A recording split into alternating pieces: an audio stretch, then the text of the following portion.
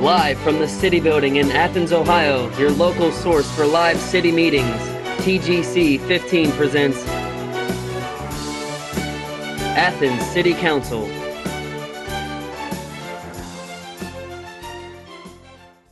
Good evening. Welcome to Athens City Council. Tonight is Monday, November 17th, 2008. It's on or about 7:30 p.m. We do have a quorum with 6 of 7 members of council present. Our one absent member is at new member orientation up at the State House, so congratulations to her.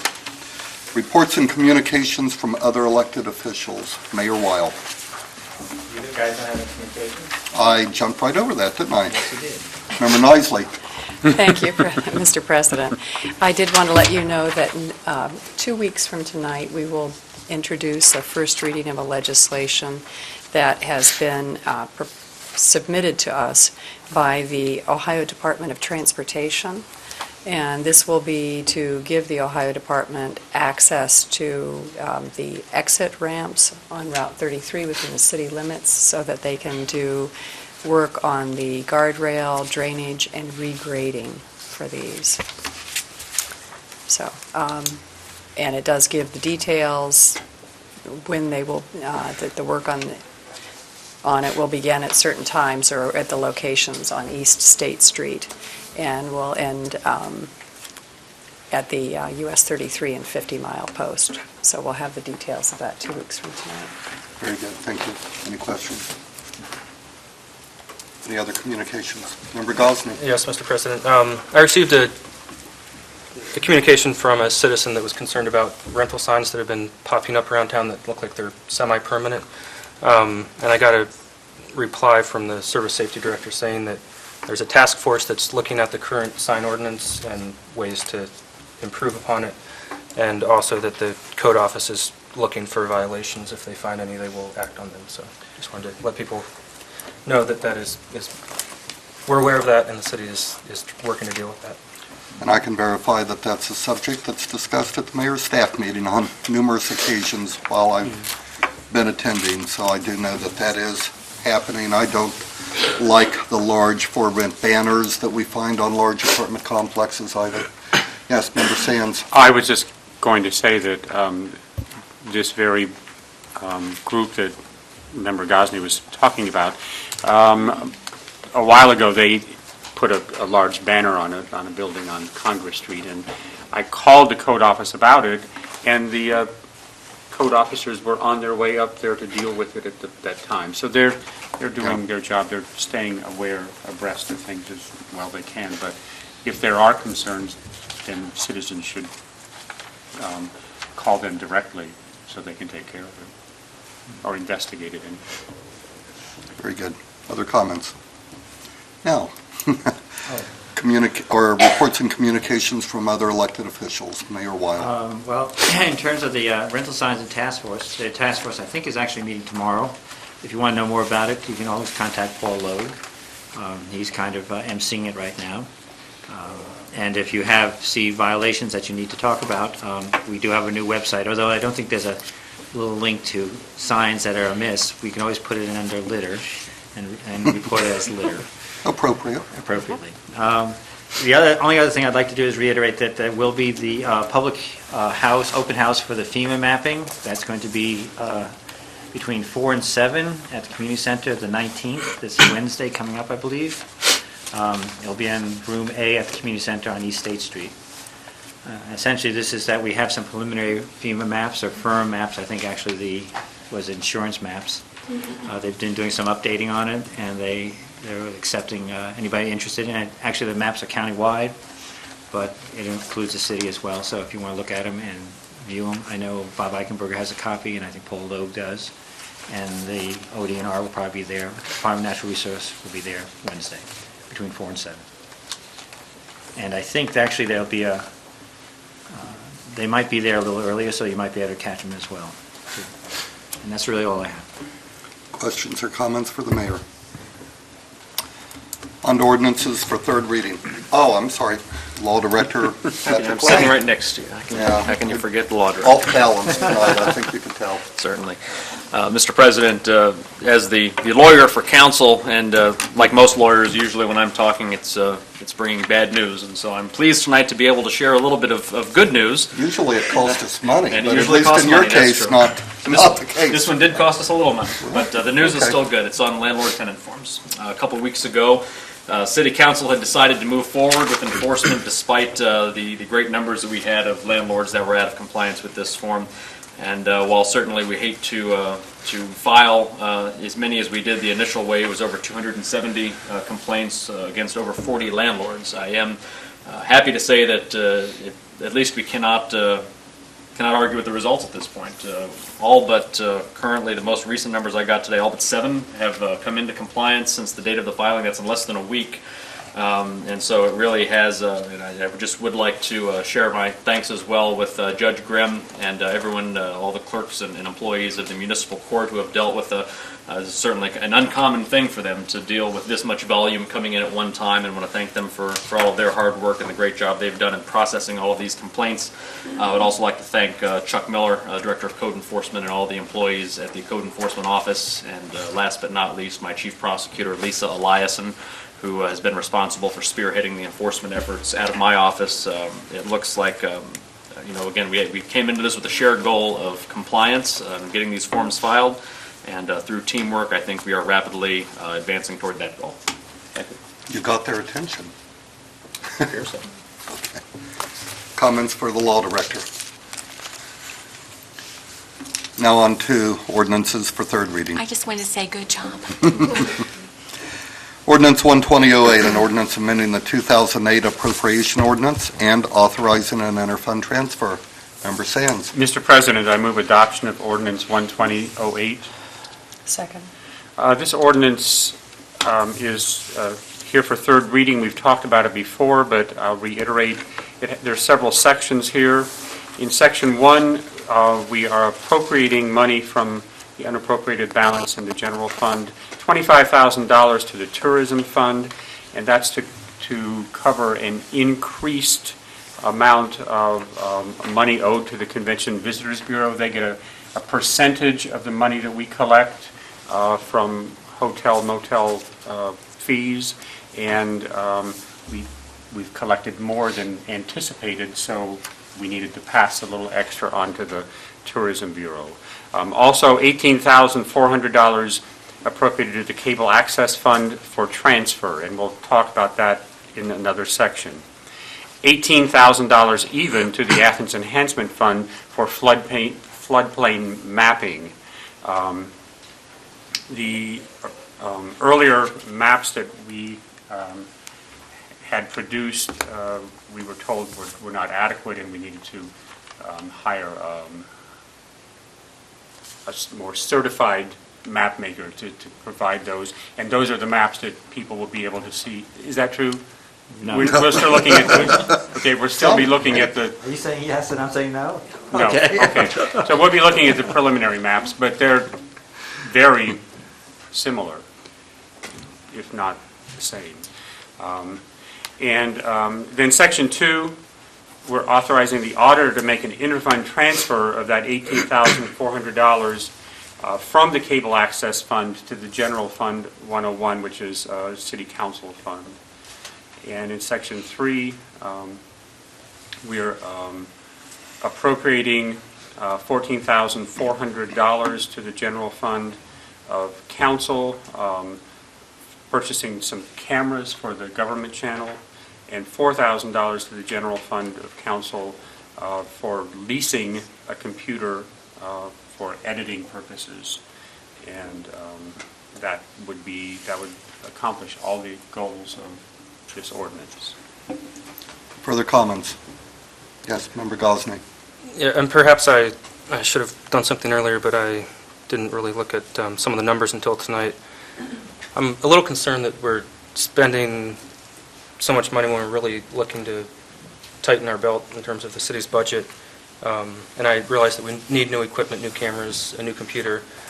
But I'll make a motion in a moment if I can get a second. I haven't discussed this with anyone yet, but I would look to reduce the amount for cameras to a dollar amount that would buy 2 cameras, so that we can cut the amount that we're spending, but still replace some of the aging equipment that we have. So I would like to move to amend ordinance 012008 to reduce the amount in section 1 for the cable access fund from $18,400 to $14,800, and in section 2 amend it to reduce the $18,400 amount to $14,800, and in section 3 the $14,400 to the general fund reduced to $10,800. Is there a second? Your motion dies for lack of a second. Further discussion on the motion to adopt. All those in favor of adopting ordinance 120? Aye. Opposed? Aye. The motion is carried. Ordinances for first reading. Ordinance 12308, an ordinance authorizing design engineering of the Carpenter Street improvements, project number 243. Member Sands. Mr. President, this ordinance does, as it says, it authorizes some funding for preliminary design engineering for a project on Carpenter Street. This project will remove the bricks from Carpenter Street, from Lancaster Street at the northern end and East 8th Street on the southern end, do some work on storm sewers, create a better base for the street, and then replace the brick surfaces on that street.